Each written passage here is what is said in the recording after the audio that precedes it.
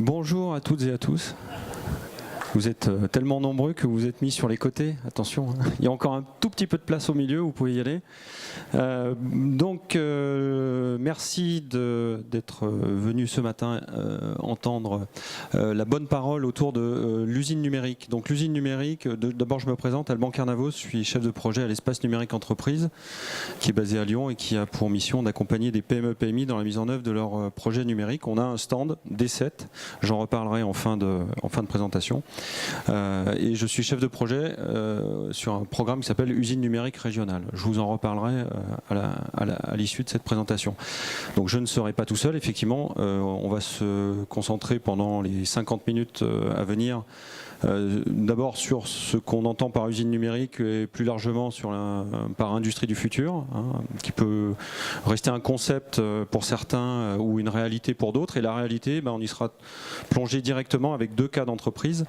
Donc une petite start-up qui s'appelle Nexter Training, que vous connaissez peut-être dans la région, qui va nous présenter son projet Siforas autour de la réalité virtuelle pour améliorer la formation des techniciens, la formation technique, et un grand groupe il s'appelle WeFit, donc vous avez compris, c'est l'inverse, qui a basé son modèle économique sur une innovation, on peut le dire, même plusieurs, hein, notamment pour la création de semelles, conception et fabrication de semelles orthopédiques en fabrication additive, plus communément appelée impression 3D.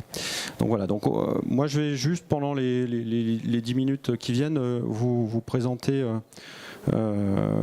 Alors évidemment, vous êtes nombreux, donc, mais n'hésitez pas à poser des questions.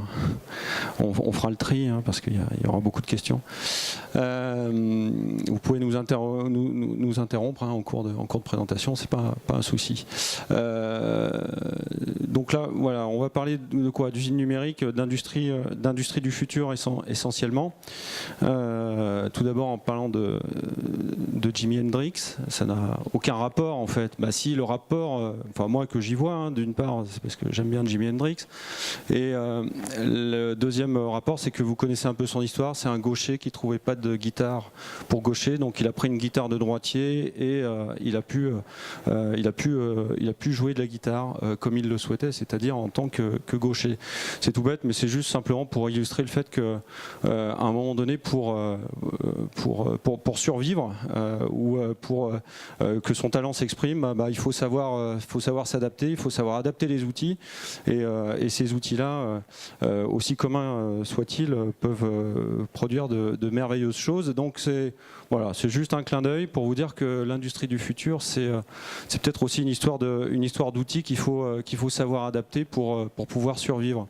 Alors ici, ça c'est quelque chose d'assez basique, hein, que vous avez déjà tous vu, qui retrace en fait ce qu'on est en train de vivre aujourd'hui. On parle de révolution, alors de mutation ou de révolution, hein, vous ferez votre choix, de révolution industrielle, de quatrième révolution industrielle. Alors est-ce que c'est un phénomène de mode ou pas? En fin de compte, ça s'inscrit dans une lente adaptation, enfin une adaptation progressive, par un coup parfois, des outils de production depuis la fin du XVIIIe siècle, la première révolution industrielle avec la mécanisation, ensuite l'introduction de l'électrification au début du XXe siècle, deuxième révolution industrielle, la troisième avec l'introduction de l'électronique et des guitares pour droitier qu'on porte et avec lesquelles on joue de la main gauche, hein, dans les années 70. Et aujourd'hui, donc, on est dans ce qu'on appelle la quatrième révolution industrielle. Alors, on appelle aussi révolution industrielle des cybersystèmes. Les cybersystèmes, c'est quoi? C'est en fin de compte l'interconnexion entre les machines entre elles, les machines et les hommes, et tout ceci basé fondé sur le numérique, en fin de compte, hein, qui peut correspondre à l'électrification du début du XXe siècle. Aujourd'hui, le numérique se retrouve un petit peu de partout, on vit avec, et l'enjeu, c'est comment les industries peuvent s'approprier ces innovations technologiques et numériques pour être toujours en phase avec les attentes de leurs clients et conquérir des marchés, ou voire même conserver leur part de marché.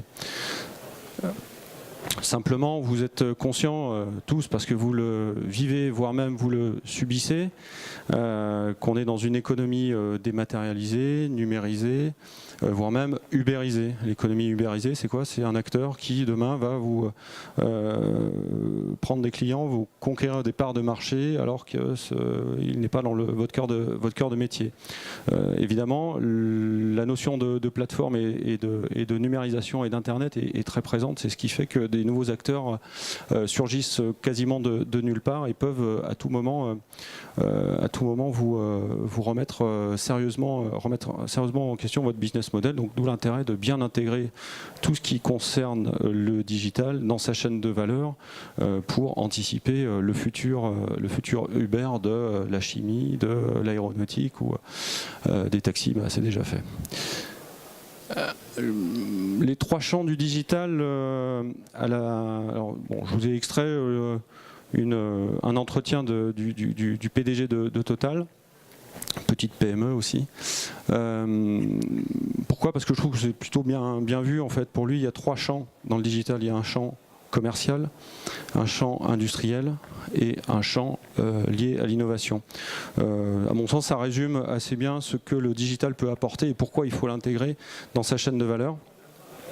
Le commercial, bah bien évidemment, c'est maintenir le contact client avec ses clients. Donc pour faire face, anticiper, faire face au risque de désintermédiation. Hein, voilà, un nouvel acteur qui, le responsable digital de Solvay, avant l'été, était invité sur un salon, une table ronde autour du digital, et il expliquait il disait oui, demain un Uber de la chimie peut surgir à tout moment et nous remettre réellement en question et voire même nous faire vaciller. Alors pareil, Solvay, petite PME, mais voilà, ça veut dire que même les grands groupes ont pris conscience de cette possibilité-là. Et ce qu'on entend un peu depuis ce matin, dans le numérique, c'est pas non plus un phénomène de mode, et les technologies qu'on va vous présenter ne sont pas que, si on concerne la réalité virtuelle, que pour ados boutonneux hein, qui s'amusent à jouer sur leurs écrans, ou l'impression 3D, c'est pas que pour fabriquer des Bart Simpson en plastique. Il y a quand même une réalité industrielle derrière, des nouveaux modèles économiques qui surgissent.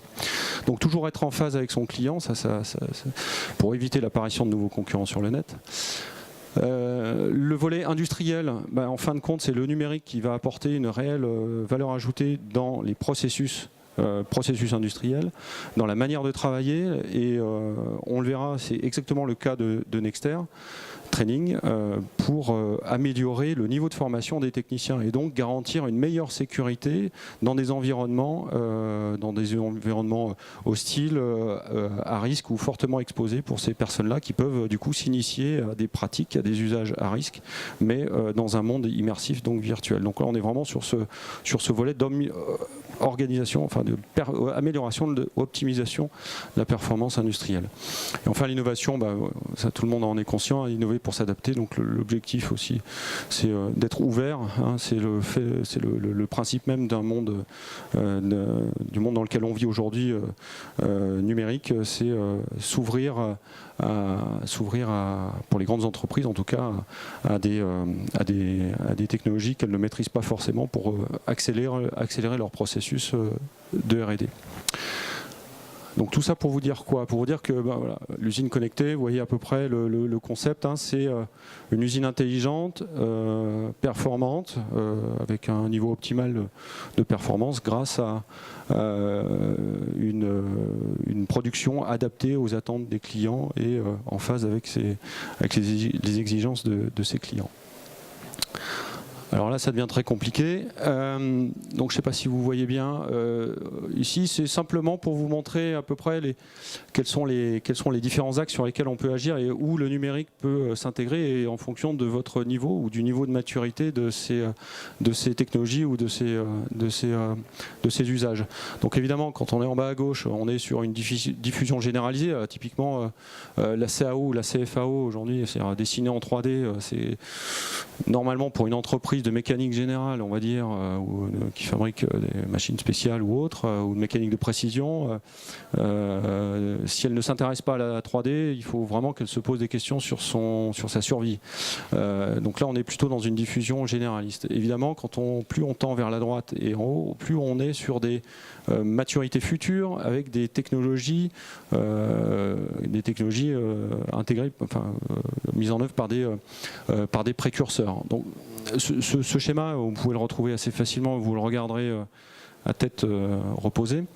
Ce qui est intéressant, c'est de vous dire, moi, par rapport à un axe conception, pilotage, opération de fabrication, service, maintenance et organisation du travail, qu'est-ce qu'aujourd'hui je maîtrise ou je pense maîtriser, et vers quoi je peux tendre sur par exemple, sur la traçabilité avec des capteurs thermiques, d'hygrométrique, de comptage, avec toute une notion liée aux objets connectés, c'est-à-dire de petits objets qui vont être positionnés sur des machines et qui, par exemple, pour la maintenance prédictive des machines, vont remonter des informations en temps réel qui vont, de cette manière-là, apporter des informations qui peuvent être cruciales pour la maintenance des équipements. Ouais, je suis à peu près dans le timing. Là, j'ai 3 cas avant de passer aux deux retours d'expérience. Alors des cas locaux, alors toujours même principe que des PME, Bosch, Volvo Trucks, Industeel, qui recouvre 3 thèmes, donc réalité augmentée, réalité virtuelle et fabrication additive. Alors nous, par le biais des exemples, on va traiter des 2 cas de réalité virtuelle et de fabrication additive. Mais simplement pour vous montrer qu'au final, c'est pas une... comment dire, on n'est pas dans le fantasme, c'est-à-dire qu'il y a des projets réels qui sont soit en gestation au stade de l'idée ou au stade qu'on appelle du proof of concept, c'est-à-dire de la preuve du concept, de prototypage au sein chez des industriels de la région. Industeel est à Rive-de-Gier, donc normalement quand vous longez le long de l'autoroute, vous devez voir une immense usine sur la droite qui fabrique des aciers. Donc nous, dans le cadre du projet usine numérique régionale, on a monté un projet de réalité virtuelle et de simulation d'opérations risquées. D'ailleurs, vous avez sur notre stand le démonstrateur. Si vous voulez vous plonger dans la peau d'un pontier, par exemple, vous pourrez le faire avec une machine de commande. Enfin, exactement ce qu'on a ici à l'écran.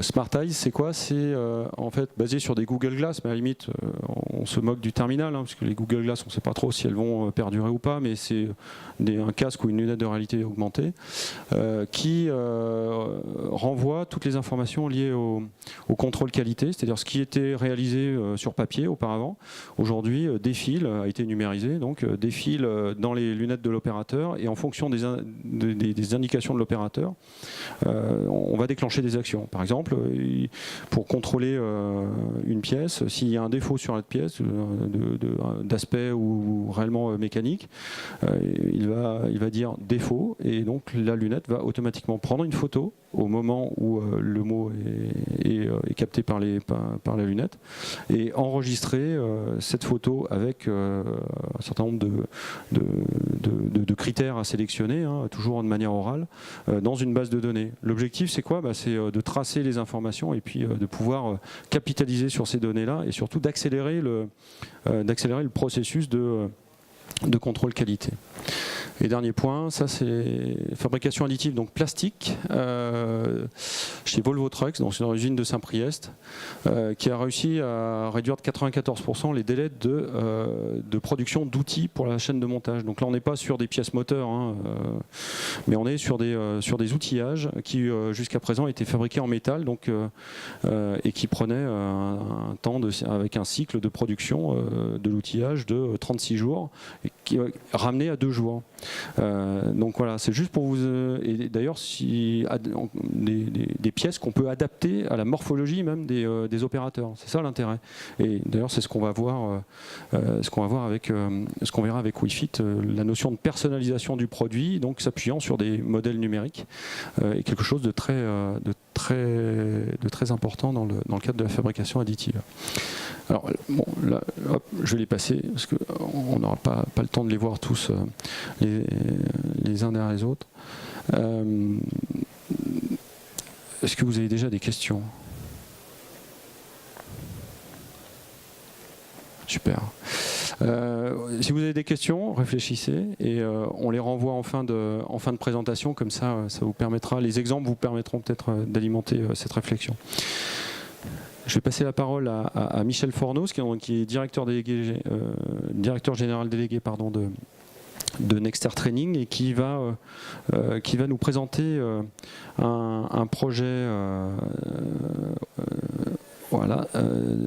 et surtout des usages de la réalité virtuelle pour la formation technique. Donc n'hésitez pas je pense que les questions, si vous avez des questions sur ce sujet particulier, même principe, on les repousse en fin de présentation, comme ça on laissera, vous pourrez nous lancer une salve de questions et on essaiera d'y répondre le mieux possible. Monsieur Fornos, c'est à vous. Merci. Bonjour.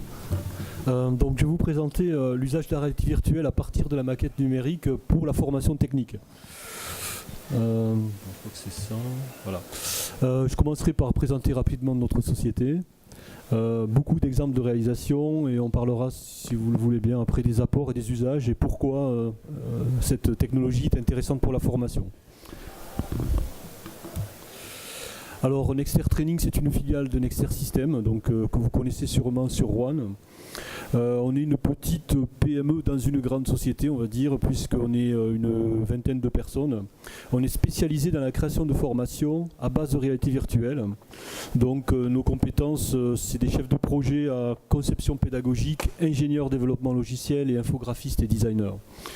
Donc en fait, on a développé une gamme d'outils aujourd'hui qui sont une chaîne de production qui, à partir de la maquette numérique ou des photos, en fait, va produire des modèles animés qui vont répondre à des besoins de formation. Donc on va y venir un peu plus tard. Donc en fait, cette chaîne de production s'appelle GVT, qui est un label déposé, qui sont un ensemble d'outils auteurs qui permettent d'aller très vite dans la fabrication de composants. Donc on travaille aussi avec beaucoup de laboratoires de recherche, et notamment dans la région, on va travailler avec l'ENISE. On a travaillé à l'ENISE sur le projet Siforas, qui nous a pris pas mal de temps et qui nous a amené beaucoup de briques technologiques. Alors le principe en fait de cette réalité virtuelle pour la formation technique, c'est en fait il s'agit de reproduire et de simuler des comportements de systèmes ou d'environnements réels. Donc par un processus de conception, on part d'objectifs pédagogiques et à partir de la maquette numérique et du système réel, on va développer, designer le système pour qu'il soit le plus proche de la réalité de par ses réactions et de sa simulation. Donc en fait l'idée c'est de se rapprocher le plus possible du comportement réel d'un système. Autre chose aussi, il s'agit d'immerger l'apprenant dans cet environnement simulé et le but c'est qu'il apprenne par l'action en conditions réelles, le plus proche de la réalité, sur des gammes de maintenance, puisque nous, notre cœur de métier c'est la formation technique, donc on va apprendre à déposer, réparer des pièces, enfin déposer des pièces, réparer des ensembles sur des gros systèmes ou des petits systèmes, tout ce qui est procédure d'emploi et notamment à diagnostiquer et à réparer les systèmes. Donc voilà en fait le principe de cette technologie dans le domaine de la formation technique, je précise bien. Alors maintenant je vais vous présenter quelques cas d'application. Donc on a énormément travaillé pour l'armée, puisqu'en fait on est une filiale du groupe Nexter quand même. Et donc on a développé toute la formation à la maintenance sur les chars Leclerc, le VBCI et le César que vous pouvez voir en étiquette. Donc en fait, si je clique dessus, en fait on va partir du modèle, on va dire du modèle numérique. Enfin, du modèle numérique de la maquette, on va dire CATIA ou ProI, pour progressivement, on va dire, rentrer dans le détail. Mais comme vous pouvez le voir, on est très très proche de la réalité parce qu'en fait, l'objectif, c'est que l'opérateur soit dans un environnement qui soit réel, quoi, pratiquement.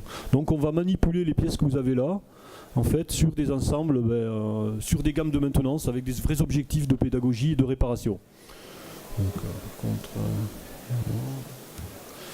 j'ai un autre exemple ici, voilà. Voilà, pareil pour le César. Vous voyez, on est parti de la maquette numérique, toujours pareil, pour développer complètement, on va dire, l'environnement et la coque. Et à partir de là, on va pouvoir complètement simuler le système et faire des opérations de tir ou de maintenance. Alors, si ça vous intéresse, on a un petit stand qui est juste à côté où vous pourrez carrément jouer avec ces simulateurs, hein, puisqu'ils sont très faciles d'usage et voilà, une fois qu'on les a développés, ils peuvent être transportés très facilement. Voilà. Alors on travaille aussi dans le domaine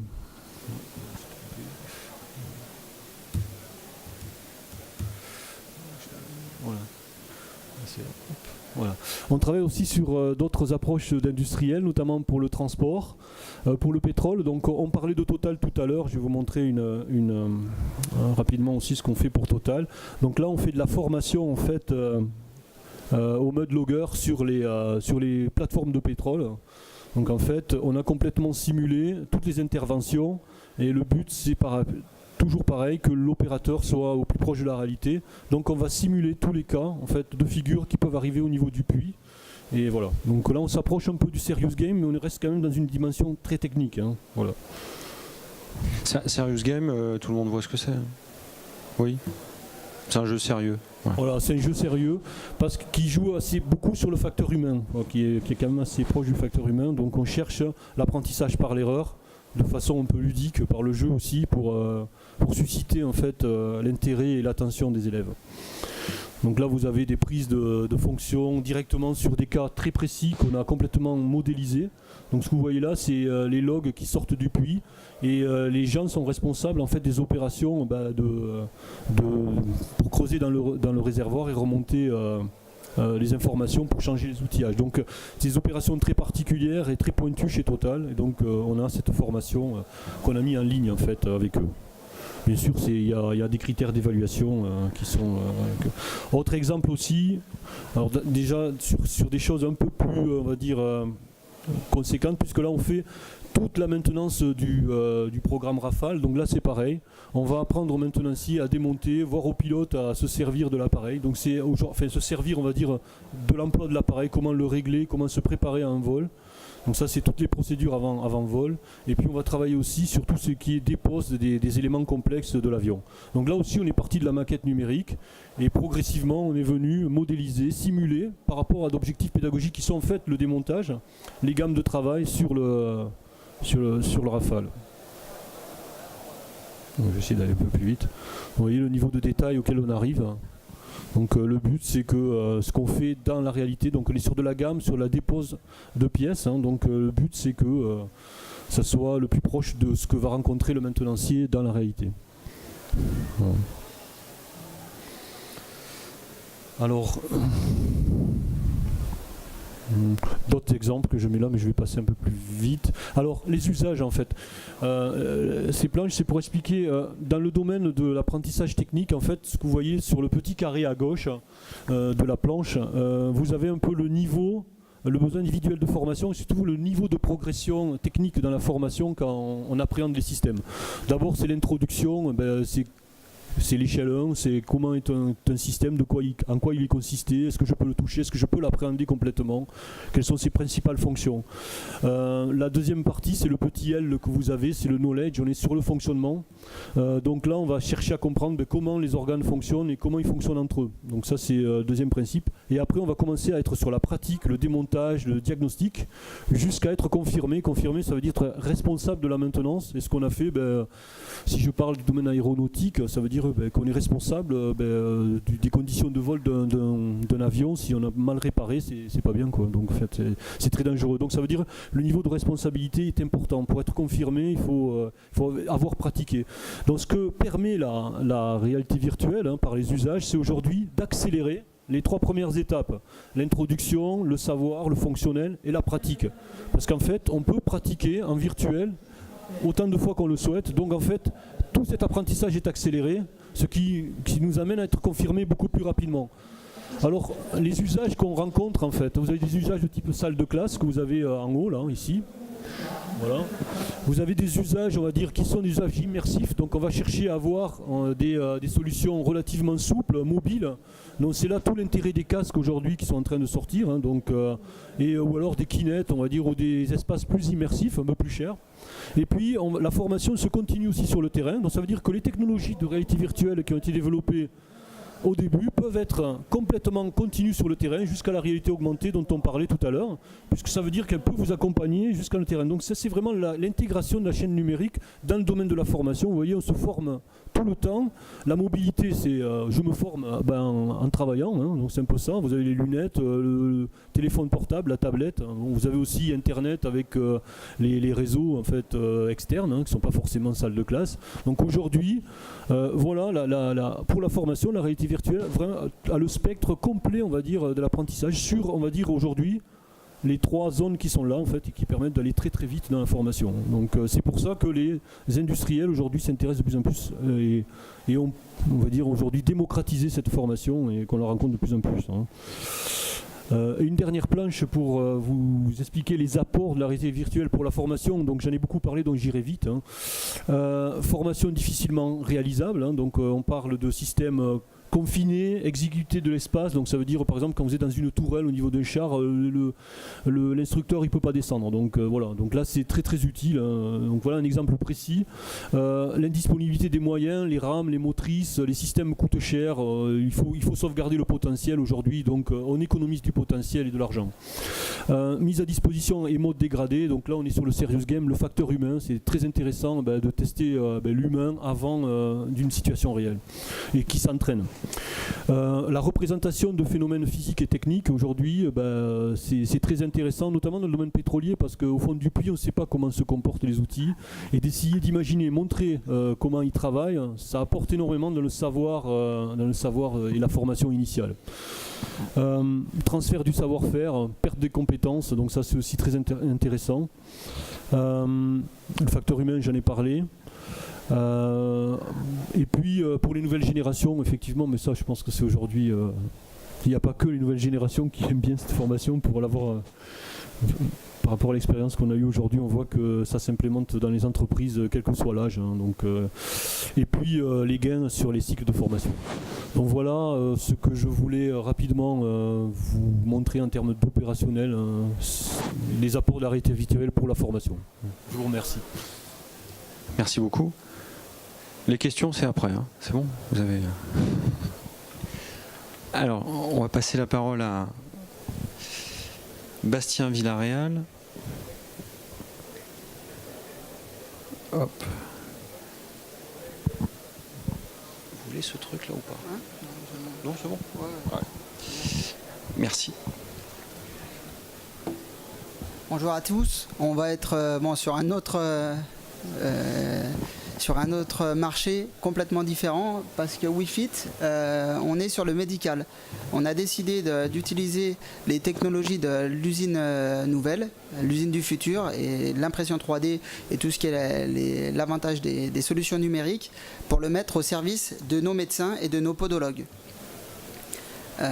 Aujourd'hui, en France, il y a des vraies problématiques, notamment au niveau des seniors, qui ont des mal de pied, des mal de dos, tout un tas de pathologies, mais on a aussi des seniors des sportifs qui ont des pubalgies, et puis tout à chacun peut avoir des problèmes au niveau de ses articulations. Et ce qu'on sait peu, c'est que ces pathologies peuvent être liées à un problème de la locomotion, et ce sont nos podologues qui peuvent le traiter.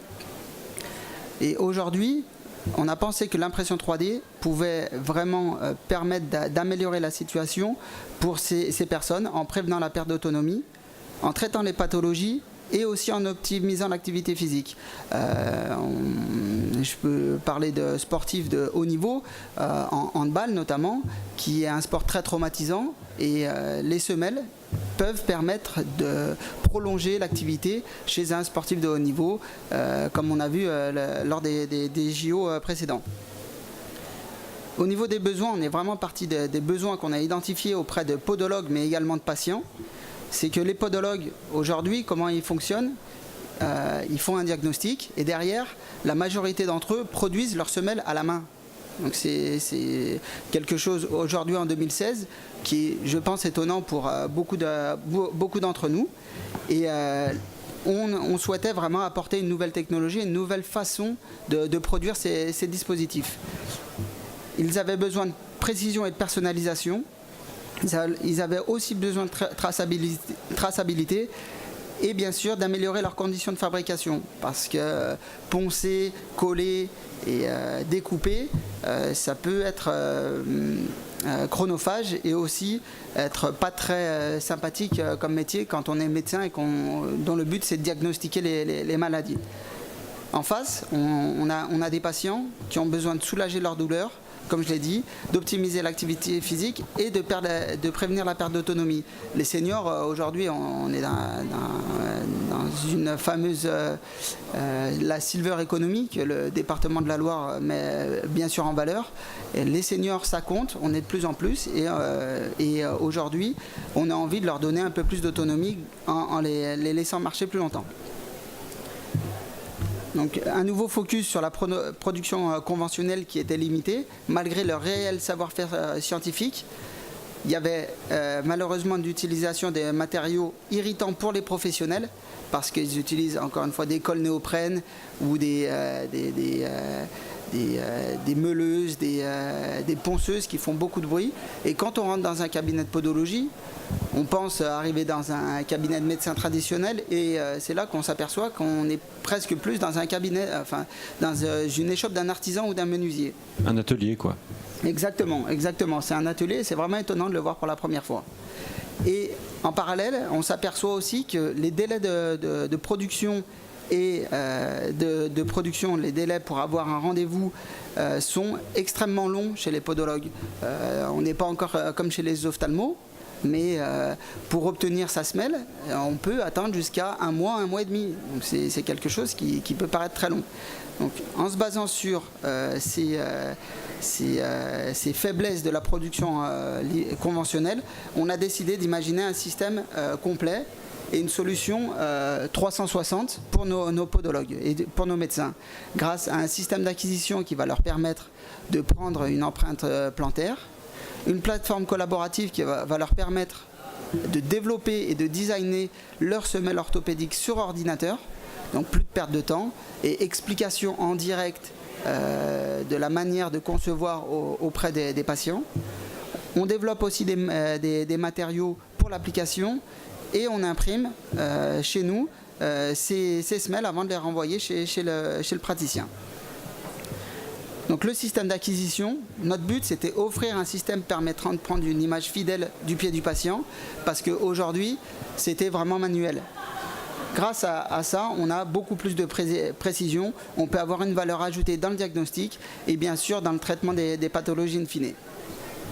L'avantage, c'est que la semelle imprimée en 3D, elle va prendre exactement la forme de la voûte plantaire du patient. Donc, il y aura beaucoup moins d'intolérance et beaucoup moins de problèmes lors de la remise de vos précieuses semelles. Ensuite, un logiciel de conception. On a voulu créer un logiciel pour permettre aux podologues de faire de la 3D, et même s'ils n'étaient pas initiés. Et c'est souvent ce qui est compliqué. On va dans les boîtes de mécanique ou dans différentes boîtes. Quand on ouvre un logiciel de CAO, je ne sais pas vous, mais moi, j'y comprends rien. Donc l'intérêt, c'était vraiment de laisser la compétence aux médecins et de leur donner un outil qui soit vraiment pratique pour concevoir rapidement. L'objectif, c'est qu'en 5-10 minutes, en face de son patient encore une fois, il puisse expliquer et concevoir facilement sa semelle.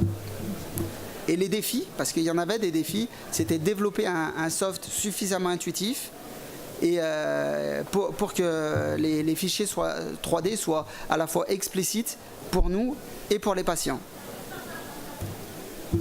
En parallèle, ce qu'on a voulu vraiment mettre en œuvre, c'est une plateforme de gestion, une plateforme collaborative. Et en ça, on a été bien sûr aidé par l'ENE pour permettre à chaque podologue d'avoir un espace personnel qui soit bien sûr sécurisé et qui prenne en compte toutes les informations du workflow qu'un podologue peut rencontrer dans son travail. Avec 4 espaces déjà principaux: forum, blog, trombinoscope, et bien sûr une session de e-learning qui permet aux podologues d'être continuellement formés, d'avoir accès à des vidéos, à des espaces, pour ne pas avoir à appeler un service après-vente qui peut être très long à répondre. Donc là, il pourra s'auto-former dès qu'il en aura besoin. Un accès à un forum d'échange, parce qu'il apparaît extrêmement important que les podologues puissent échanger avec ses confrères, qu'ils soient médecins ou autres podologues ou kinésithérapeutes ou ostéopathes, pour vraiment élaborer une stratégie thérapeutique conjointe. Je vais passer au workflow parce que c'est important pour lui. Hein. C'est un workflow qui a été imaginé pour et par les podologues, avec une partie création, une commande d'orthèse, un suivi des commandes, un suivi du colis, une réception et les archives. Parce que pour nous, c'était important que l'année d'après, si le podologue veut refaire sa semelle pour un patient, il puisse le faire très facilement et très rapidement. Donc on crée forcément le podologue peut créer un dossier unique pour avoir une vraie traçabilité avec un respect de la confidentialité et une commande qui est vraiment simplifiée. Ensuite, une fois la semelle conçue et créée, il nous envoie le fichier, il nous le fait parvenir, nous on l'imprime et on le renvoie. On a même imaginé un système de réception de ces orthèses qui conserve la confidentialité jusqu'à la remise des semelles auprès du patient. Et enfin, la partie développement de matériaux qui nous importait beaucoup, parce que l'impression 3D, on en parle beaucoup, mais c'est le cœur du principe, c'est aussi d'avoir des matériaux performants. Et on a décidé vraiment d'investir beaucoup de temps, beaucoup d'énergie dans la maîtrise des matériaux de conception. Et c'est maîtriser ces matériaux et comprendre les comportements biomécaniques, c'était une manière de mieux concevoir et de mieux imprimer les orthèses pour avoir toujours un meilleur rendu au niveau des patients. Dernière partie qui nous tient à cœur, même si on n'est pas un grand groupe, le développement durable et le développement matériaux, pour nous c'est la même chose. Et on avait envie de maîtriser le cycle de vie de nos produits. On a travaillé avec beaucoup de laboratoires, et dont un sur Grenoble, pour vraiment maîtriser et comprendre si la semelle imprimée en 3D pouvait être plus écologique. Et aujourd'hui, on s'aperçoit qu'il y a beaucoup d'impact sur la manière il y a un très fort impact qui est lié à la production conventionnelle et qu'on va arriver à gommer grâce à l'impression 3D. Parce que quand on imprime une semelle, on n'a pas de déchets, on n'a pas d'utilisation de matériaux qui sont non biodégradables. Donc c'était quelque chose qui nous interpellait et qui nous intéressait, combattre le réchauffement climatique. Donc voilà, c'était la petite présentation d'une petite start-up qui a juste 1 an, et on espère devenir comme nos confrères, de plus en plus gros. Merci beaucoup. Je crois qu'on peut les applaudir, on n'est pas nombreux, mais on va faire du bruit, quoi. Bravo. Alors, avant de clore, parce qu'il nous reste 5 minutes, est-ce que vous avez des questions? Parce que je vous l'avais promis, je vous ai dit, attendez, ça, je vais l'enlever, ce truc-là. Paf, voilà, comme ça vous ne serez pas perturbé. Je vous avais promis des questions, donc, enfin, vous m'avez promis des questions, donc j'attends vos questions. Qu'est-ce que je fais? Je vais descendre, je vais faire le boulot moi-même. Non, pas de questions? Ah, si, une question. Bonjour, comment se traduit l'accompagnement de NE auprès des entreprises, start-up ou autres, puisqu'on a vu qu'il n'y avait pas que des start-up? Alors, merci. Très concrètement, alors Nexter Training, on ne les a pas accompagnés, hein, donc attention. Nous, on se concentre sur les PME. Alors, je ne sais pas si Bastien... Je peux donner éventuellement une réponse. C'est une rencontre déjà, et derrière l'ENE nous a accompagnés pour maqueter notre plateforme collaborative, vraiment nous donner les outils et avoir quelque chose qui puisse être concret pour montrer à la fois aux investisseurs et à nos potentiels clients le concept de notre innovation. Après, en termes vraiment techniques, on a rempli un dossier et l'ENE a été hyper présent pour développer toute la partie numérique du projet, enfin plateforme. Voilà, donc on est sur 2 volets dans le cadre du programme qui c'est sur la gauche, là, usine numérique régionale, c'est transfert techno, donc c'est la possibilité de. L'objectif, c'est de permettre à des industriels de tester, enfin, j'aime pas le mot tester, d'évaluer des logiciels métiers, des techniques de fabrication ou des procédés de fabrication avant d'investir. Donc là, typiquement, on est sur le volet pour WeFit qu'on appelle Proof of Concept, c'est-à-dire on a réalisé un prototype qui a une durée de vie. Concrètement, on n'a pas vocation, l'ENE c'est une association à but non lucratif, loi 1901, donc on n'a pas vocation ensuite à faire des prestations de services, on n'est pas là pour ça, il y a beaucoup d'acteurs ici présents qui savent le faire. La seule différence c'est que nous on permet pendant cette phase-là de mettre le pied à l'étrier et de rôder quelque part le projet gratuitement, voilà, je dirais, effectivement, de rôder le projet auprès de différentes parties prenantes et qui sont soit des prescripteurs, soit des clients, soit des partenaires futurs du produit ou de l'entreprise en question. Voilà. Si ça vous intéresse, on pourra en reparler sur notre stand. Pas d'autres questions? Vous êtes sûr? Il nous reste 10 minutes. Ah, une question au fond là-bas. Messieurs. Non, alors moi j'avais une question, puisque toute bête, sur le projet de réalité virtuelle, donc Siforas.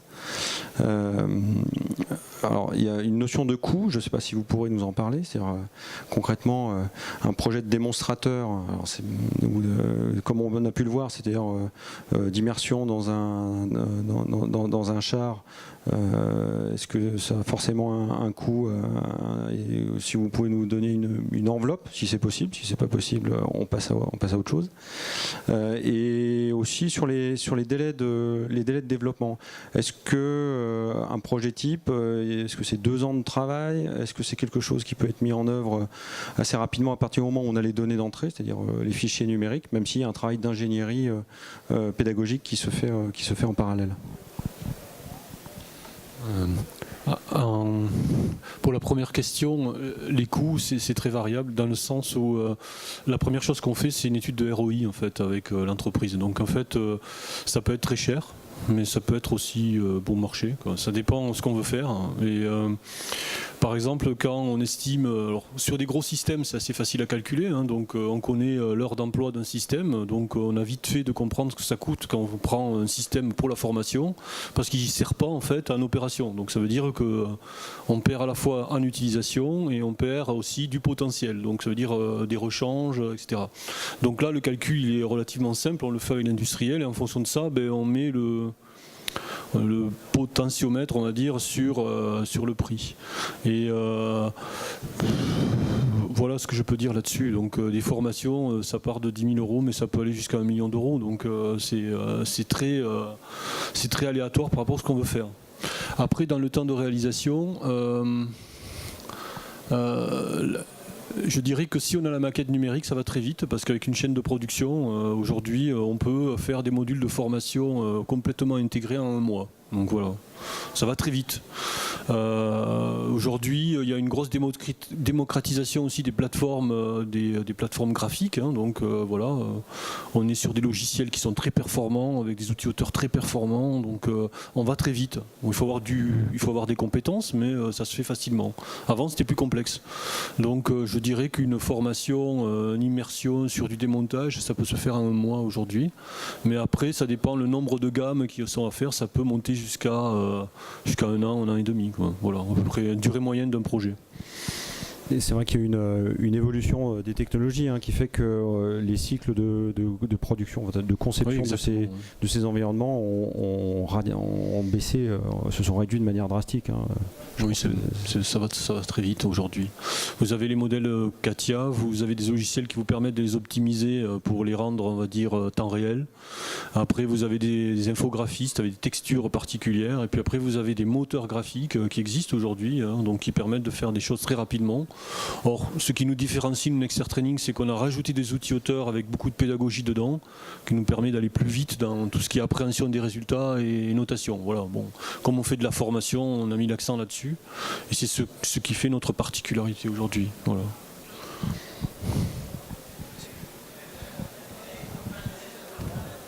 Plus de questions ? Vous avez posé trop de questions aujourd'hui. Vous les réservez pour cet après-midi? Il y a une conférence sur la fabrication additive d'ailleurs cet après-midi qui peut être intéressante. Vous voyez, je fais même de la promo pour mes petits camarades. Voilà, juste un dernier point. Donc, le programme usine. Bon, là, à droite, en fait, faut savoir qu'il y a un plan industrie du futur au niveau national. Je ne sais pas si vous êtes au courant, informé de ces plans gouvernementaux, donc avec une association qui a été créée dans ce but, qui s'appelle l'Alliance pour l'industrie du futur, et des déclinaisons en région. Donc il faut savoir qu'à la fin du mois, un appel à manifestation d'intérêt va être lancé par la région Rhône-Alpes, Auvergne-Rhône-Alpes, pardon, dans le but d'accompagner des entreprises sur des études de faisabilité, sur des lots bien précis, notamment sur la réalité virtuelle, réalité augmentée, la fabrication additive, le déménagement, extension de sites industriels et la robotique et les systèmes intelligents. Gardez-les en tête, scrutez les sites soit de l'Agence régionale de développement et d'innovation, donc l'ARDI, et de la région, puisque cet appel à manifestation, ouvert à toutes les PME de la région Auvergne-Rhône-Alpes, va sortir très prochainement, donc à la fin du mois.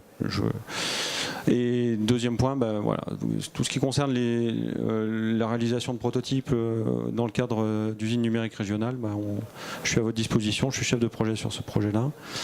Également sur notre stand D7 qui est dans l'alignement de ce plateau de télé. Voilà, je vous remercie, je suis désolé, on est obligé de se quitter.